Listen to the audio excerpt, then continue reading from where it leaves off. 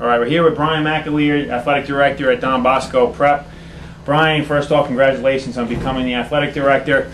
Tell us a little bit about, the process, the interview process, and you becoming Athletic Director into a program that is nationally renowned. National championships in football last year, national championship in baseball a couple of years ago, track and field, and state championships upon state championships in all your other programs. What's it like to be Athletic Director at Don Bosco?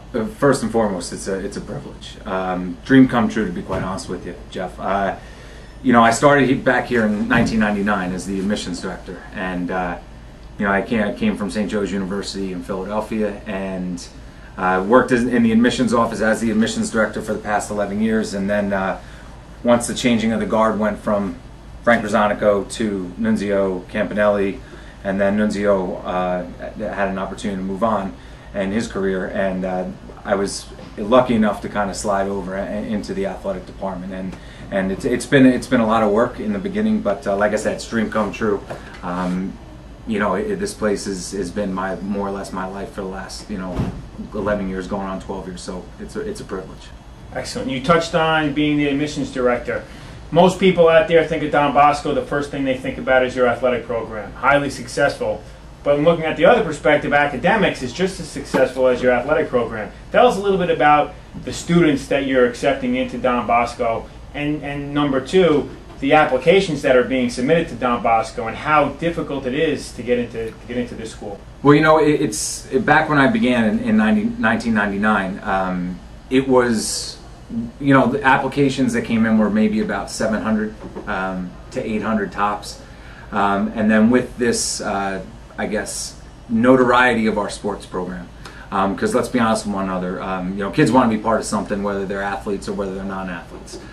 So therefore, once we started getting that free publicity in the paper, once our athletic program started to become a little bit more renowned, I guess you could say, and all of a sudden the interest started going and becoming a little bit more popular amongst the younger community out there, meaning 7th and 8th graders. So we would go out and we would kind of pitch Don Bosco Prep and who we are. First and foremost, the Catholic institution. Second of all, obviously our academics speak for themselves. As far as our national merit commended scholars, our Blaustein scholars, or what our SAT scores consist of. So when back in 1999, when I first started, like I said, 700 applications to 800. The notoriety of our athletic department began to go up. People started recognizing who Don Bosco is, what we're all about, what our mission is, and then they come up on campus, and the campus kind of speaks for itself. The young men then make their decisions. They come to the school, they spend a day, they sit in the classes, they see what we're all about here. First and foremost, our spirituality and Salesian presence, our academics, and then you want to make the place comfortable for our young men, and obviously provide them with some activities and clubs, and obviously our 18 varsity sports that we do offer our young men. You mentioned some of the student athletes. We talked to some of them yesterday, and it seems like all the young men were extremely respectful, very well educated, and very well spoken. Now these are the type of students that are applying, and you are truly developing student athletes at Don Bosco, correct? Correct. I mean, not only the student athlete. You got to look at it this way: that some of these young men especially student athletes and students that come here, they dedicate themselves to this place. School begins here at 7:25. We draw from a large demographic area: Orange County, Rockland County, further southern Bergen County. So they're sacrificing their time to make and be a student here at Don Bosco Prep. Some of them get up at 5:30, 6 in the morning to be here by 7:25. You go from 7:25 to 1:40, and if you're involved in an extracurricular activity, you're on campus sometimes till 5, 6, 7 o'clock.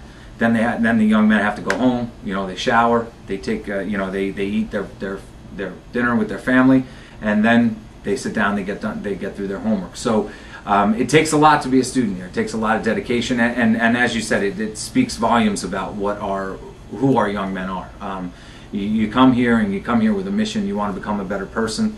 You want to become a better student. You really want to find your niche in this community, and really kind of write your own future, if so to speak, I guess you could say. Now this weekend you have a big game against St. Ignatius, another prestigious Catholic high school in this country. You're traveling out to Ohio. Tell me a little bit about your first athletic, your first year as athletic director, going out to a game of this status? Well, it hasn't been an easy one. And I mean, this week has kind of been a blur already. And just to give you a little background on it, last week at on about, I think it was 9 o'clock at night, I'm walking up the hill for our varsity games playing, and I get a phone call from this promoter, and they decided to move the game back to 4 o'clock. Our game was slated at 12. As you said, I'm a new athletic director. I don't like wrenches being thrown in my gears, but you gotta work around it. You gotta get through it. So unfortunately, a lot of our parents probably are going to end up losing a lot of money because they schedule flights and et cetera, and hotel rooms and things. But they've been wonderful. The parents from the Don Bosco Prep community have been nothing but supportive, making sure their young men are given the best. So the game got moved back to 4 o'clock. We hop on a bus 6 o'clock Thursday morning for a 9-hour bus ride out there to Steubenville, Ohio. We'll then have a day and a half to kind of get acclimated with our surroundings. So, we're playing a team with a heck of a lot of history as well in St. Ignatius from Ohio. And they've won 3 national championships, so they're definitely not a team that we're gonna take lightly. And listening to the football coaches, asking them what they think about St. Ignatius. They're very well coached. They're very skilled. It's definitely going to be a good game. I think it's a good matchup, good test for us to really kind of see how our season's going to fare. So, being a competitor yourself, being on the field, a game of this atmosphere, does it kind of take you back to when you were playing, and tell me about your emotions? Well, unfortunately, the teams I played for never had this opportunity that these young men have now. It's a great opportunity for these kids, and the kids don't really realize it right now. These players don't realize it. I still reflect back to my time on the field with my buddies and with guys that I still am very friendly with. They don't realize it, but they are really. This is going to be an opportunity of a lifetime for them. It's not the easiest way to get out there, and it's not. We're not dealt the best deck of cards, so to speak. But you know what? You fight through it. That's what athletics does. It teaches you how to overcome adversity, fight through it, to put your chest out, and confront what comes to you. And we're going to go out there, and hopefully we're going to represent New Jersey. We're going to represent Don Bosco Prep to the best of our ability, and hopefully get out of Ohio with a W.